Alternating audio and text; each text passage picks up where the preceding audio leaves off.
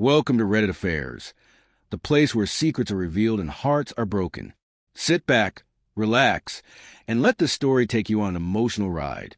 And remember, if you love deep, dramatic stories, don't forget to subscribe and support the channel. I always thought I knew my wife. I thought we were the perfect couple. We laughed together, shared dreams. Even the small, mundane routines felt like ours, little rituals that made life feel complete. But then, something started to change. At first, I ignored it. Work stress, I told myself, or maybe she was just tired. But there was something in her eyes, in the way she would quickly look away when I entered the room, something I couldn't ignore. It started with small things. The phone always on silent, the way she'd answer messages privately, the sudden late-night walks she would take without explaining where she was going. I tried to dismiss it as nothing, work, friends, errands, but my gut told me otherwise. One evening, she told me she'd be late at work again. I couldn't resist the growing pit of anxiety inside me and decided to check her phone. That was my first real step into the dark place I never wanted to go, a place my own suspicion was dragging me toward. I found messages short, casual at first glance, but my chest went cold the moment I read them. "I can't wait to see you tonight. You're always incredible." I froze. My hands shook. My heart pounded like it wanted to explode. I closed the phone and tried to push it from my mind. She came home late, smiling, acting like nothing had happened. I tried to talk to her about the day, about work, about anything to distract myself, but the tension was unbearable. Every laugh, every movement, every word she spoke felt like it was layered with secrets. Days turned into weeks, and the messages didn't stop. The deceit became routine. I would see her glance at her phone, her lips curving into a smile I didn't recognize, one that wasn't meant for me. I tried to confront her once, gently, hoping it was all a misunderstanding. "Nothing's going on," she said, her eyes avoiding mine. "You're imagining things." I wanted to believe her. God, how I wanted to believe her. But deep down, I knew the truth had already seeped into every corner of our life. My home, once a place of warmth and laughter, felt like a cage filled with ghosts of what we used to be. I started sleeping poorly, my mind spinning with what-ifs and scenarios I didn't want to imagine. Then came the night that changed everything. She said she was going to a work party. I didn't expect to feel the twist in my stomach that I did, the sense of dread that something irreversible was about to happen. But I couldn't just sit there. I followed her. I watched her from across the street, hidden in the shadows, feeling both cowardly and desperate.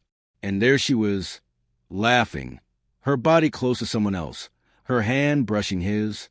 I wanted to scream, to run to her, to demand answers, but I couldn't move. My knees felt like they would buckle. The scene burned into my mind, every touch, every whispered laugh, every intimate glance. That night, I returned home, numb. I stared at the ceiling for hours, thinking about all the lies, all the betrayals, and all the moments I had unknowingly shared with a stranger masquerading as my wife. The love I had felt poisoned now, tainted by deception. I knew one thing for certain. Things would never be the same again. But I didn't leave. I stayed. I pretended. I watched her, waited, and plotted silently. Because the truth was this. She had broken our vows, but I was not ready to crumble. Not yet. I wanted to see how far it would go, how deep the betrayal ran, and eventually how I could make things right in my own way. And that's where I am now, living in a house full of shadows, pretending to sleep, pretending to laugh, pretending to be unaware, while the storm of deceit rages just a few feet away. I know the real reckoning is coming. I can feel it in my bones. And when it does, she's going to wish she had never crossed a line. The days after that night became unbearable. I couldn't focus at work. I couldn't eat. I couldn't sleep. Every time I closed my eyes, I saw them, her and him, laughing, touching, sharing something that was supposed to be mine.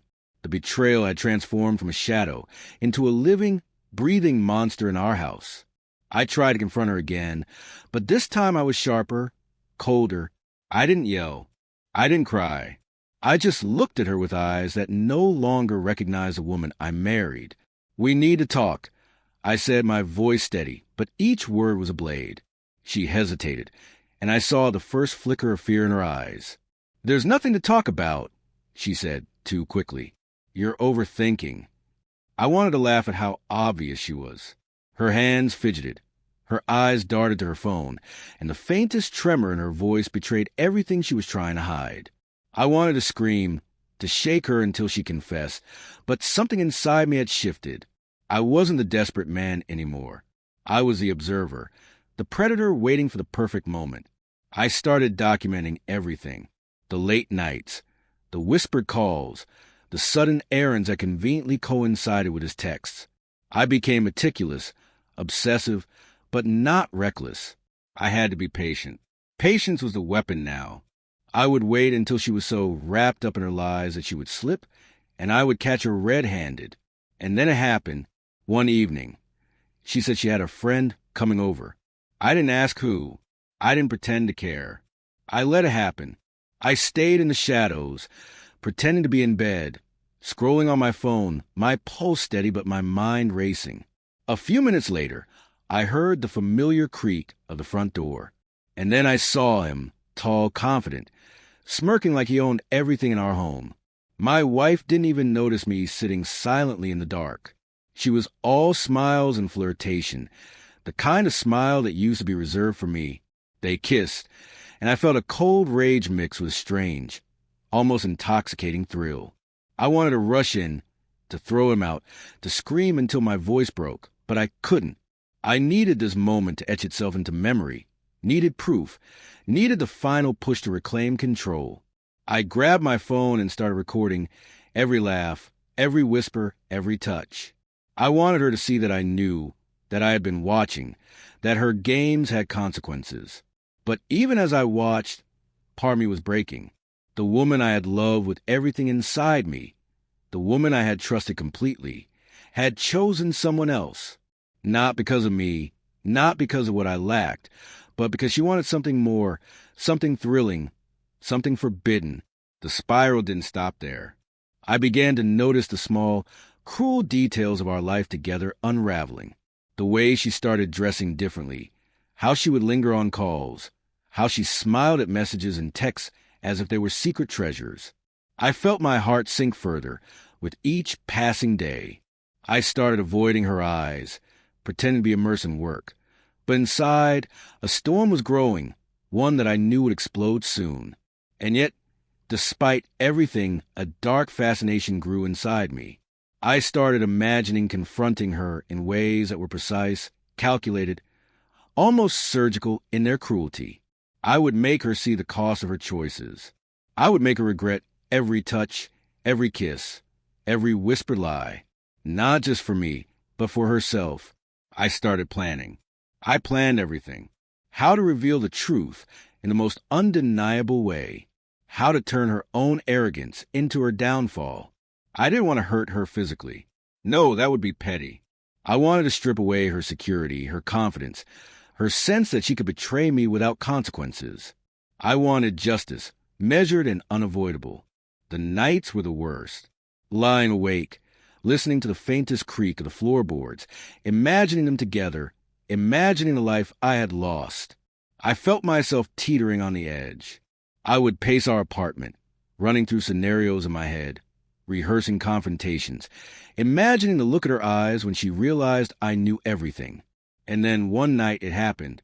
She came home later than usual, her clothes slightly disheveled, a faint perfume in the air that wasn't hers. I could feel the tension between us like electricity. She didn't notice that I was awake, sitting silently in the shadows, my heart hammering, not with fear, but with cold anticipation. I had finally prepared everything. "Do you want to talk?" I asked, my voice calm, too calm. She froze. The color drained from her face.